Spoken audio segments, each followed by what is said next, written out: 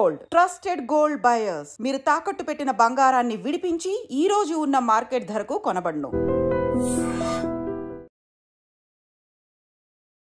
చక్కగా ఈ fruit salad మీద నిమ్మరసం పిండుకొని ఒక కొంచెం మిరియాల పొడి ఏదైనా అలా జల్లుకున్న పెప్పర్ వేసుకుంటే అందులో ఉండే పైపరిన్ ఎంత మంచిదో, మనకి ఇన్సులిన్ రెసిస్టెన్స్ని అది తగ్గించడానికి హెల్ప్ అవుతుంది, డైజెషన్ బాగా ఇంప్రూవ్ చేస్తుంది. సో ఇన్సులిన్ రెసిస్టెన్స్ రావడం వల్ల ఏంటి అని అంటే ఒబెసిటీలు, చాలా మందికి పిగ్మెంటేషన్, నెక్ దగ్గర పిగ్మెంటేషన్ అనో లేకపోతే బాడీలో పిగ్మెంటేషన్, తర్వాత మనకి ఏంటది ఈ డయాబెటీస్, ఇవన్నీ ఇన్సులిన్ రెసిస్టెన్స్ వల్ల వచ్చింది. PCOS, hormone imbalance. సో చాలా మంది హార్మోన్ ఇంబ్యాలెన్స్ వల్ల పెరిగిన వాళ్ళు ఉన్నారు, ఇన్సులిన్ రెసిస్టెన్స్ వల్ల పెరిగిన వాళ్ళు ఉన్నారు, డయాబెటీస్ వచ్చిన వాళ్ళు ఉన్నారు. సో ఇవన్నిట్లో మనకి అడ్డుకట్ట వేయొచ్చు అనమాట. సో అట్లా మనం తీసుకోవచ్చు. ఏదో ఒక సలాడ్ తీసుకోవడం మంచిది, 2 చెంచాలు నెయ్యి తీసుకోవడం మంచిది. ఇవి తిన్న తర్వాతే మనం అన్నము కూర తినాలి. అంటే ముందు ఇది తిని లాస్ట్ లో సలాడ్ పెట్టుకోవాలి. ఇది చాలా ఇంపార్టెంట్. సో అన్నం తిన్నాక ఫ్రూట్ ఏదో ఒకటి తిందాం, అన్నం తిన్నాక చిన్న స్వీట్ తిందాం. ఇది జనరల్ గా అందరూ చేసేటటువంటి మిస్టేక్ అయితే ఇప్పుడు. సో అందుకని ముందు తినే పద్ధతి అనమాట. ఫైబర్ ని మనం లోపలికి పంపించాలి ఈ ఫ్రూట్స్ లో, సలాడ్స్ లో. తర్వాత మనం ఈ కార్బోహైడ్రేట్ అన్నాన్ని దీన్ని తీసుకున్నాం. ఇంకోటి కార్బోహైడ్రేట్స్ ఎక్కువ తినకూడదు అన్నారని నో కార్బోహైడ్రేట్ ఫుడ్కి వెళ్ళిపోతున్నారు. అంటే పూర్తిగా అన్నాన్ని మానేసో అట్లా ఏదైనా రీప్లేస్ చేసుకున్నారు. నో కార్బోహైడ్రేట్ ఫుడ్ కానీ నో సాల్ట్ ఫుడ్ కానీ మనకి మంచిది కాదు. సో లో కార్బోహైడ్రేట్, లో సాల్ట్ అనేది మనకు కావాలి. నో అనేది పక్కన పెట్టండి. సో పూర్తిగా మానేస్తే, కార్బోహైడ్రేట్స్ మానేస్తే మన బ్రెయిన్ ఫంక్షనింగ్ కి, హార్ట్ ఫంక్షనింగ్ కి మనకు కావాల్సిన పోషకాలు మనకు అందదు. గ్లూకోజ్ కావాలి కదా, మనకి ఎనర్జీ సోర్స్ అది. సో ఎక్కడి నుంచి వస్తుంది? రాదు. సో ఒక్కొక్క ప్రాంతంలో ఒక్కొక్క వాతావరణ పరిస్థితులు ఉంటాయి కాబట్టి అక్కడ మనం మనుగడ, మన లైఫ్ స్టైల్ ఎలా ఉంటుందో దానికి తగ్గట్టు మనం డిజైన్ చేసుకోవాలి. అవును. చాలా మంది ఇప్పుడు భయపడి డయాబెటీస్ వచ్చిందని రైస్ మానేసి చపాతీలకి వాటికి వెళ్ళిపోతున్నారు.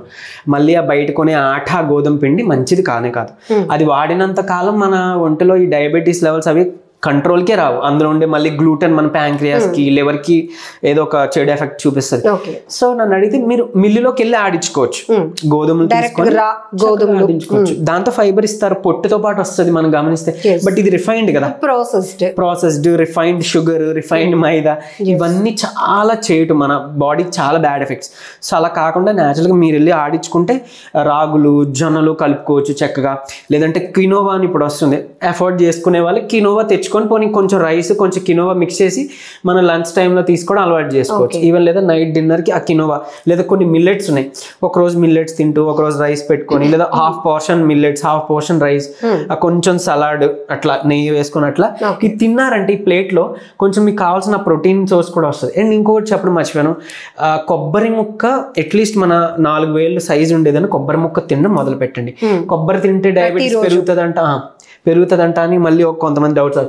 ఏం కాదు, డయాబెటీస్ ఉన్నా ఇప్పుడు ఎవరైతే వెయిట్ లాస్ అవ్వాలని అనుకుంటున్నారో వాళ్ళకి కూడా ఇది హెల్ప్ఫుల్. కంపల్సరీ తినండి. అది మంచి, అందులో ఉండే మంచి ఫ్యాట్ మనకు వస్తుంది. అండ్ ఈవెన్ లారిక్ యాసిడ్, ఇవన్నీ కోకోనట్ ఆయిల్లో కానీ కోకోనట్ ముక్కలో కానీ మనకి దొరుకుతాయి. సో అది మంచి ఫ్యాట్ తీసుకోండి. మీ మెటబాలిజం అంతా కూడా రెగ్యులేట్, అంటే బ్యాలెన్స్డ్గా నడవడానికి అది హెల్ప్ చేస్తుంది. తర్వాత వంట నూనె కూడా చాలా ఇంపార్టెంట్. సన్ఫ్లవర్ ఆయిల్ కానీ లేదంటే పామ్ ఆయిల్ కానీ అస్సలు వాడొద్దు. లేదా కుసుమ నూనె అంటాము, అది కూడా వంటకి అస్సలు మంచిది కాదు. అందులో ఉండే ఈ పామిటిక్ యాసిడ్ ఇవన్నీ కూడా హార్ట్కి ఎఫెక్ట్ అవుతాయి, హార్ట్ అటాక్స్ రావడానికి, కొలెస్ట్రాల్, తర్వాత క్లాట్స్, ఎథెరోస్క్లెరోసిస్ ఇవన్నీ ఫామ్ అవడానికి అది one of the reason. And even మీ ఎముకలు ఒకవేళ అరిగిపోయిన వాళ్ళకి కూడా ఉంటుంది, దానికి కూడా రూబ్రికేషన్ రావాలంటే మన వంటలో ఏదైతే వాడుతున్న నూనె ఉందో అదే హెల్ప్ చేస్తుంది. ఈవెన్ గ్యాస్ట్రిక్ సమస్య ఉన్న వాళ్ళకి కూడా ఈ నూనె చాలా ఇంపార్టెంట్. ఎప్పుడైతే మీరు ఈ నూనె మార్చి చూడండి, ఆటోమేటిక్ ఆల్మోస్ట్ 90% ఆఫ్ గ్యాస్ట్రిక్ సమస్య అక్కడతో తగ్గిపోతుంది. అండ్ ఏదైతే మోకాళ్ళు అరిగిపోయినాయి లేదా జాయింట్ పెయిన్స్ వస్తున్నాయి అలా అనే వాళ్ళు కూడా లూబ్రికేషన్ బాగుంటుంది. సో మంచి నూనె వాడుకుందాం. సరే, ఏం వాడుకుందాం? ఫస్ట్ ప్లేస్ లో ఆలివ్ ఆయిల్ ఉందండి. So extra virgin olive oil అని అట్లా దొరుకుతుంది. అంటే కొంచెం కాస్ట్ ఎక్కువ, ఎఫోర్డ్ చేసుకుంటే వాళ్ళు తెచ్చుకోవచ్చు, వండుకోవచ్చు. లేదు అని అనుకుంటే అదే ఆలివ్ ఆయిల్ తెచ్చి అట్లీస్ట్ ఈ సలాడ్స్ మనం తింటున్నాం కదా, దాని మీద మీరు కొంచెం జల్లి తినొచ్చు అట్లా. లేదు 20 ml or 30 ml డైలీ మీరు దాన్ని డైరెక్ట్ గా తాగొచ్చు. సో ఇది కూడా హెల్ప్ చేస్తుంది. సరే, ఎఫోర్డ్ చేసుకోవాలి, ఎందుకంటే వంటకి ఎక్కువ నూనె పడుతుంది కదా. సరే, అంత ఎఫోర్డ్ చేయలేము అని అనుకునే వాళ్ళు నెక్స్ట్ ప్లేస్ లో కోకోనట్ ఆయిల్ ఉంది. కానీ మేబీ మనకి కోకోనట్ ఆయిల్ అంత రుచి మనకి పడదు, అలవాటు లేదు కాబట్టి అది లేకపోయినా తర్వాత దీంట్లో పల్లీల నూనె థర్డ్ ప్లేస్లో, మన వేరుశనగ నూనె. ఇప్పుడు ఏ బ్రాండ్ తీసుకున్నా చాలా మంది అవి అంటే అవి కూడా of course adulterated, but at least దొరుకుతున్నాయి. లేదు గానుగ మీకు అవైలబుల్ ఉందంటే మరీ మంచిది, వెళ్ళి తెచ్చుకోండి, ఇది వాడుకోవచ్చు. లాస్ట్ ఆప్షన్ నువ్వుల నూనె ఉంది. ఎందుకు లాస్ట్ ఆప్షన్ లో పెట్టారు ఇదనంటే, కేటగిరీస్ లో ఎక్కువ హీట్ అంటే ఓవర్ హీట్ చేస్తే కూడా ఈ నువ్వుల నూనె మనకి మంచిది కాదు. సో అందుకని లాస్ట్ ఆప్షన్ లో ఉంది. సో మిగిలిన ఈ 3 ఆయిల్స్ మాత్రం బడ్జెట్ ప్లాన్ బట్టి ఇది లాస్ట్ ఆప్షన్ వచ్చింది. ఇది వాడుకుంటే ఆల్మోస్ట్ చెప్పాను కదా చాలా వరకు హెల్త్ ఇష్యూస్ మీకు ఇక్కడనే తగ్గిపోతాయి. సో అది ఇప్పుడు మన ఈ రెగ్యులర్ షెడ్యూల్లో, డైలీ షెడ్యూల్లో లంచ్ వరకు అయింది. What about dinner, snacks? So snacks ఆ టైంలో మీకు అంటే ఇప్పుడు ఇన్ని నట్స్ లేకపోతే ఇన్ని సలాడ్స్ అవి తీసుకున్న తర్వాత మనకి టమ్మీ ఫుల్ అవుతుంది, మ్యాక్సిమం ఆకలి వేయకపోవచ్చు. ఒకవేళ వేయకపోతే పర్వాలేదు, వేసింది అనుకోండి చక్కగా ఒక 30 ml కోకోనట్ ఆయిల్ కానీ లేకపోతే ఆలివ్ ఆయిల్ కానీ మనం డైరెక్ట్గా తీసుకోవచ్చు అని చెప్పాను, అది తీసుకోవచ్చు. లేదంటే సూర్యాస్తమయం ముందుగా ఏదైనా ఫ్రూట్ తీసుకోవచ్చు. మళ్ళీ బిస్కెట్స్ అను అంటే మళ్ళీ అందులో ఉండే మైదా గోధుమ పిండి అసలు మంచిది కాదు. సో కాబట్టి ఇలాంటి ఫ్రూట్స్ ఏమైనా ఆప్ట్ చేసుకోవచ్చు. ఓట్స్ చేసుకోవచ్చు, ఓట్స్ మిల్క్ కలిపి మనం ఓట్స్లో చేసుకోవచ్చు, మన టమ్మీ ఫిల్గా ఉంటుంది. లేదంటే డైలీ 2 ఉడకబెట్టిన బాయిల్డ్ ఎగ్స్, ఫుల్ ఎగ్స్ అంటే లోపల ఉండే సొనతో పాటు తినాలి. చిన్నపిల్లలకు కూడా పెట్టండి, అలవాటు చేయండి, స్నాక్స్కి అవే అలవాటు చేయండి, చాలా మంచిది. సో ఇవి చేసుకొని తినొచ్చు. లేకపోతే పిండి వంటలు మనం చూడండి, ఈ గులాబీ పువ్వులు అంటాం ఇట్లా, ఇవి మంచి చలవ కూడా. సమ్మర్ లాంటి అలాంటి వాటిలో కూడా ఆ గులాబీ పూలు అవి అంటే ఏంటవుతుంది, ఈవెన్ ఫీవర్ వచ్చిన తర్వాత కూడా మనం ఆ గులాబీ పూలు తీసుకుంటే ఆల్మోస్ట్ మన బాడీ చలవ చేసి ఈ టెంపరేచర్ తగ్గి ఈ త్వరగా శక్తి రావడానికి హెల్ప్ అవుతుంది. ఈసారి ఎవరైనా ట్రై చేయండి, అంటే ఎవరు చెప్పలేదు మనకు అలవాటు లేదు కాబట్టి, బట్ ఈసారి ట్రై చేయండి అలా. సో అలాంటి చక్కగా స్నాక్స్ మన ఇంట్లో ఏమైనా చేయొచ్చు.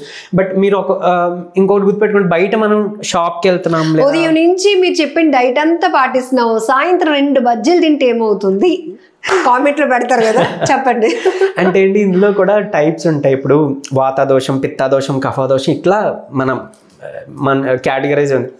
అందులో కఫాదోష వాళ్ళకి శనగపిండితో ఉన్న ఫుడ్ తీసుకోవాల్సి ఉంటుంది. సో వాళ్ళకి ఎలాంటి గ్యాస్ట్రిక్ సమస్యలు ఇట్లా అంటారు. బట్ మిగిలిన వాళ్ళు తీసుకుంటే వాళ్ళకి కొంచెం ఎఫెక్ట్ వస్తుంది. సో వాళ్ళు తీసుకోవచ్చు, కఫాదోష ఉన్న వాళ్ళు తీసుకోవచ్చు. అంటే ఎలా గుర్తించవచ్చు అంటే ఏం లేదు, సింపుల్. కొంచెం ఎవరికైతే డయాబెటీస్ ఉంది, కొంచెం ఒబెస్ ఉన్నారు, థైరాయిడ్ ఉంది, ఇవన్నీ కఫాదోషకు సంబంధించిన బాడీ టైప్ అనమాట. సో అలాంటి వాళ్ళు శనగపిండి ఏదో యాడ్ చేసి డైలీ ఏదో ఫుడ్ తీసుకోవచ్చు. బట్ బజ్జీలు అట్లా ఏమంటారంటే ఎక్కువ ఆయిల్, తర్వాత బేకింగ్ సోడాస్ వేసేస్తున్నారు బయట కదా. బట్ మన ఇంట్లో తెచ్చి చేసుకున్నాం అంటే పెద్ద ప్రాబ్లం లేదు. అప్పుడప్పుడు ఏదో చక్కగా మంచిగా రైన్ పడుతుంది, కొంచెం అలా తినాలనిపించింది రేపవచ్చు, అది పర్వాలేదండి. బట్ డైలీ అలవాటు చేసుకోవద్దు. చక్కగా అదేమంటారు, శనగలు, బఠానీ పిడత కింద పప్పు కింద చేస్తాం, మిక్చర్ లా చేస్తాం, అవి చాలా మంచి ఆరోగ్యం కదా, అవి తినొచ్చు మనం. అంటే వాటికి అలవాటు పడ్డా అనుకోండి, ఆటోమేటిక్ ఇవి తినాలనిపించదు. ఇంకోటి షాప్కి వెళ్ళిన తర్వాత మనం ఏదైతే ప్రాసెస్డ్ ఫుడ్, ప్యాకేజ్డ్ ఫుడ్, ఈ బిస్కెట్స్ చూసినా ఒక్కసారి వెనక్కి తిప్పి ఇంగ్రీడియంట్స్ చూస్తే అందులో టాప్ అంటే ఎక్కువ శాతం అందులో ఇంగ్రీడియంట్ ఏవైతే కలిపారో అవి స్టార్టింగ్ లోనే ఉంటాయి అన్నమాట. వాటివి ఇంగ్రీడియంట్స్ లిస్ట్ ఉంటుంది కదా, ఒక 5 or 6 లాస్ట్ లో మీకు చూస్తారు ఆర్టిఫిషియల్ ఫ్లేవరింగ్స్, ఇవన్నీ కెమికల్స్ పక్కన పెడితే స్టార్టింగ్ లో ఏమన్నా ఇంగ్రీడియంట్స్ చూడండి. మ్యాక్సిమం మైదా ఫస్ట్ ప్లేస్ లో ఉంటది, తర్వాత షుగర్ ఉంటది, తర్వాత ఇంకేదో వెజిటేబుల్ ఆయిల్ సంథింగ్ అట్లా ఉంటాయి. ఇవన్నీ మనకి చేయాల్సినవే, కానీ అవే ఎక్కువ మోతాదులో ఉంటాయి. కొన్ని మంచిగా నట్స్ ఉండి అట్లా ఉండేవి కూడా ఉంటాయి, అవి దొరికితే మరీ మంచిదే. బట్ మ్యాక్సిమం స్టార్టింగ్ లో ఏవైతే ఉన్నాయో అవి మీరు చూసుకోవాలి. ఈ మైదా ఇవి ఉన్నాయంటే దయచేసి పిల్లలకు కూడా అవాయిడ్ చేయడం మంచిది. అండ్ ఈవెన్ షుగర్ పేషెంట్స్ కూడా మంచిది కాదు. అండ్ చాలా మందికి ఇప్పుడు ఏమీ హ్యాబిట్స్ లేవండి, క్యాన్సర్స్ వస్తున్నాయి, లేకపోతే ఇంకేదో పొట్టలో కాయ వచ్చింది, లేకపోతే ఇంకోటి ఏదో వస్తుంది అని అంటున్నారు కదా. వాళ్ళకి ఏంటి అని అంటే, మనకి తెలియకుండా తిన్న ఈ చిరు తిళ్ళు బయటవి ఏవైతే ఉన్నాయో, ఈ వైట్ రిఫైన్డ్ షుగర్ తినొద్దంటాం, రిఫైన్డ్ మైదా తీసుకోవద్దంటాం, గోధుమ రిఫైన్డ్ ఇది తీసుకోవద్దంటాం. ఈ వీటితో ఉన్నవి తినడం వల్ల మనకి ఎఫెక్ట్ వస్తుంది. ఇది ఆకలేస్తుంది బయటికి వెళ్ళి తెచ్చుకొని తింటున్నాం అంటారు. లేకపోతే చాలా మంది కూల్ డ్రింక్స్ తాగే అలవాటు ఉంది. కూల్ డ్రింక్స్ మంచిది కాదని తెలుసు, బట్ ఏంటంటే కొంతమంది ఈ ఏమంటారు అంటే దాని బ్రాండ్ పేరు వద్దు కానీ నిమ్మకాయతో చేశారు అని అపోహపడి ఒక డ్రింక్, మనకి తరతరాల నుంచి వస్తున్న డ్రింక్ అది ఉంది. ఏదైనా కొంచెం పొట్ట నొప్పి వస్తుందంటే ఆ నిమ్మకాయ డ్రింక్ తీసుకొని తాగుదాం అని అంటారు. బట్ అందులో అసలు కనీసం ఒక చెంచా కూడా నిమ్మరసం ఉండదు అంటారు. మ్యాంగోతో చేయబడింది ఒకటి అమ్ముతుంటారు కదా, అది తాగితే మంచి మజా వస్తుంది అనుకుంటారు కదా. బ్రాండ్ పేరు వద్దు, చెప్పట్లేదు నేను. సో ఏదైతే అనుకున్నావు అది రీసెంట్గా అంటే నేను దాని గురించి కూడా చూసిన, వాళ్ళు అంటే ఎక్స్పెరిమెంట్ చేశారు. అందులో ఎంత మోతాదు నిజంగా పల్ప్ ఉంది అంటే మన మ్యాంగో పల్ప్ ఉందని 18 గ్రాములు ఉందంటండి ఒక 100 ml దీంట్లో. అంటే ఒక చెంచా కూడా మామిడి పండు ఉండట్లేదట. చూడండి మనం ఎంత మోసపోతున్నాము. మరి మనం ఒక 20 రూపాయలు 10 రూపాయలు పెట్టుకునే బదులు ఇంకొక 10 రూపాయలు ఎక్స్ట్రా 30 రూపాయలకు ఒక జ్యూస్ తాగితే బెటర్ కదా. రెగ్యులర్ గా మనం తిన్న ఫుడ్ డైట్ వి షేప్ లో ఉండాలి అంటారు కదా. సో మార్నింగ్ బ్రేక్ ఎక్కువ, లంచ్ తక్కువ అండ్ డిన్నర్. కొంతమంది ఏకంగా డైట్ లో పాటు డిన్నర్ అవాయిడ్ చేయడానికి కూడా ఇష్టపడుతున్నారు. సో కొంచెం కఠినంగా ఉన్నా కూడా డిన్నర్ చేసేసి వద్దులే ఈ పూటకి మానేస్తున్నాను అంటారు. అది కరెక్టేనంటారా? ఒకవేళ డయాబెటిక్ పేషెంట్స్ ఉండి ఇన్సులిన్ తీసుకున్నారు లేకపోతే షుగర్ టాబ్లెట్ తీసుకున్నారు అనే వాళ్ళు మళ్ళీ నైట్ ఫుడ్ అవాయిడ్ చేసేస్తే వాళ్ళకి డయాబెటీస్ మళ్ళీ సడన్ గా తగ్గిపోయే అవకాశాలు ఉన్నాయి.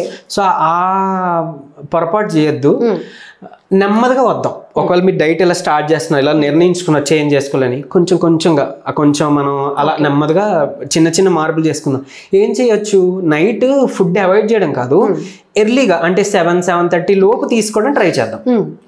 సో మరి ఇప్పుడు తీసుకుంటే రాత్రి పడుకునేది 9-10 కదండి, మరి ఆకలేస్తుంది మనం అసలు వేయదు, తినాల్సిన తింటే అసలు వేయదు. అందుకే డిన్నర్ గురించి వస్తున్నాం కదా, సాయంత్రం స్నాక్స్ అనుకున్నాం. డిన్నర్ టైంలో చక్కగా ఒక 2 ఈ మన గుడ్లు తిన్నాం అనుకోండి, పొట్టకి చాలా హెవీగా అనిపిస్తుంది సాటిటీ. లేదంటే ఆయిల్ ఒక 20 ml తాగుతున్నాం, అది కొంచెం మన పొట్టకి నింటుంది. తర్వాత మీరు ఏదైనా డిన్నర్కి తీసుకోవచ్చు. అయితే ఇక్కడ మనం ఏదైనా సూర్యాస్తమయం అయిన తర్వాత పచ్చివి అంటే ఫ్రూట్స్ తినొద్దు, సలాడ్స్ తినొద్దు, ఏదైనా ఉడకబెట్టింది వండింది మాత్రమే తినాలి. ఓకే. సో మీ ఇష్టం, ఉప్మా తినొచ్చు, ఇడ్లీ తినొచ్చు. స్పెసిఫిక్ గా సూర్యాస్తమయం తర్వాత పచ్చివి ఏవి పట్టుకోవద్దు అంటున్నారు? సూర్యాస్తమయం తర్వాత డైజెషన్ ప్రాసెస్ మనకి స్లో అయిపోతుందండి. సో ఏదైతే ఇప్పుడు న్యాచురల్ గా ఫైబర్ కంటెంట్ ఉంటుంది, దీనికి డైజెషన్ బాగా అవ్వడం ఇంపార్టెంట్. సో స్లో డౌన్ అయిపోయిందంటే ఇది మనకి హెవీనెస్ ఇచ్చి గ్యాస్ట్రిక్ సమస్య, ఉబ్బసం వచ్చే అవకాశాలు ఉంటాయి. మళ్ళీ ఎసిడిటీలు, గ్యాస్ తన్నింది అంటారు, యాసిడ్ రిఫ్లెక్స్ అంటారు, ఎసిడిటీలు, అల్సర్లు మళ్ళీ దానివల్ల వచ్చే అవకాశం. సో అందుకని పచ్చివి తినకూడదు అంటారు. సూర్యుడు ఉన్నప్పుడు మనకి డైజెషన్ బాగుంటుంది. అండ్ ఈవెన్ నైట్ టైం కూడా 6:30 to 7:30 లోపు మాత్రం peak level of digestion process బాగుంటుంది. ఆ తర్వాత మళ్ళీ తగ్గిపోతుంది అనమాట. సో అందుకని లేట్గా తినే బదులు అంటే 8:30-9 ఎర్లీగా తినేసారనుకోండి, డైజెషన్ బాగుంది అనుకోండి, పొట్ట నిండితే ఎనర్జీ బాగుంటే మీకు అది క్యారీ అయిపోద్ది మార్నింగ్ దాకా కూడా. సో అందుకే పొట్ట నింపుగా ఉండడానికి చెప్తున్నాం కదా, ఈ గుడ్లు తినడాలు, ఓట్స్ తినొచ్చు, ఉప్మా తినొచ్చు, ఇడ్లీ తినొచ్చు, లేదా లైట్ దోశ వేసుకోవచ్చు, అది ఓకే. బట్ ఈ మళ్ళీ మైదా గోధుమ పిండి కాకుండా అంటే ఈ మన బజ్జీలు, పరోటా, చపాతీలు ఇలాంటివి వద్దు, పూరీలు ఇవి వద్దు, ఇవి అవాయిడ్ చేయండి కంపల్సరీ, మార్నింగ్ అయినా నైట్ అయినా. రైస్ తినే అలవాటే ఉంది అని అంటే ఓకే, పోనీ తినండి. కానీ వాటితో ఏంటంటే చక్కగా మంచిగా ఏదైనా ఆ నైట్ డిన్నర్ తినే ముందు కొంచెం వెజిటేబుల్ సూప్ ఏదైనా ట్రై చేయండి. కొంచెం ఆ సూప్ తాగారనుకోండి, పొట్ట నిండుతుంది, మంచిగా మీకు డైజెషన్ బాగుంటుంది, హెల్ప్ అవుతుంది. చక్కగా నిమ్మకాయ పిండుకోండి, లేదా మిరియాల పొడి వేసుకోండి. ఇవి మనకి డయాబెటీస్ లెవెల్స్ కూడా కంట్రోల్కి వస్తుంది కదా, కంట్రోల్కి హెల్ప్ అవుతుందని చెప్పుకున్నాం కదా. సో అప్పుడు కొంచెం అన్నం తీసుకోండి, మీకు ఎక్కువ అన్నం తినరు, మీకు పొట్ట నిండుతుంది, ఎనర్జీ వస్తుంది, ఇలా పెట్టుకోవచ్చు. బట్ పూర్తిగా మానేయాలా అంటే అంత అవసరం లేదు, బట్ ఈ అడ్జస్ట్మెంట్ చేసుకోవాలి. వాటర్ తో మొదలు పెట్టి నైట్ డిన్నర్ వరకు మీరు ఇప్పుడు ఏదైతే షెడ్యూల్ చెప్పారో, ఏం తినొచ్చు, ఏమి అవాయిడ్ చేయాలి, ఏ టైంకి ఎలా ఫాలో అవ్వాలి, ఇది ఎలా ప్లాన్ చేసుకుంటే చాలు. చూసారు కదా, పిల్లలకు కూడా మనం ఏది దూరం పెట్టేయట్లేదు, స్నాక్స్ ఇస్తున్నాము జస్ట్. కాకపోతే చిన్న చేంజెస్ అంటే ఇది తినే బదులు అవి తినాలి, ఏవి తినాలో మనం మాట్లాడుకున్నాం. అండ్ ఈవెన్ ఒక 5 నిమిషాలు మీరు లేచి తిన్న తర్వాత ఒక 10 నిమిషాలు లేదా 5 నిమిషాలు, జస్ట్ 5 నిమిషాలు మీరు ఊరికే మీ రూమ్లోనో మీ హాల్లోనో తిరగండి. మార్నింగ్ ఏదో బ్రిస్క్ వాకింగ్ చేయాలి, చెమటలు పట్టేంతగా మనం వాకింగ్ చేయాలని రూల్ లేదు. చేయొచ్చు, మీ ఇష్టం, వర్కౌట్ చేసుకోండి, మీ ఇష్టం, మ్యూజిక్ వింటూ కొంచెం సేఫ్ గడపండి, మంచిదే. రిలాక్సింగ్, స్ట్రెస్ రిలీఫ్ ఉండాలి మనకి, స్లీప్ చాలా ఇంపార్టెంట్ అన్నాను కదా. మీరు తినేసి ఇలాగ 5 నిమిషాలు 3 పూటలు నడిచారనుకో, ఆటోమేటిక్గా మనకు స్లీప్ వస్తుంది. అండ్ మార్నింగ్ పూట ఖచ్చితంగా ఒక 1/2 గంట ఎండకి ఎక్స్పోజ్ అవ్వడం ఇంపార్టెంట్. ఎందుకంటే విటమిన్ డి లోపం చాలా